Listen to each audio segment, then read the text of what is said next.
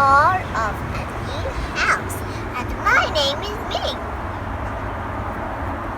Let's go. We live in Kooyong and it's really quiet here, as not much people live here, but it's a pretty nice place. And this is our new house. And this is our living room and our kitchen. And here we have the sofa where we can watch TV on.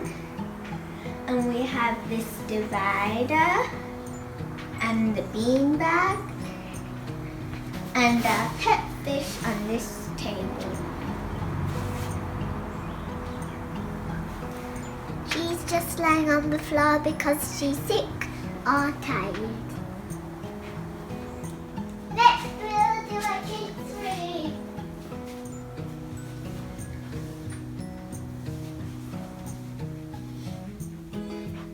This is our room, and we have a bunk bed, and I have my little toys that I sleep with here.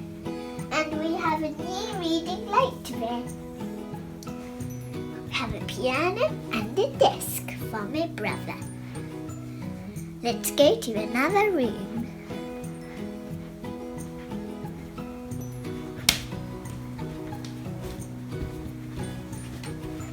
She has a desk here and a table with jewellery inside and a bed.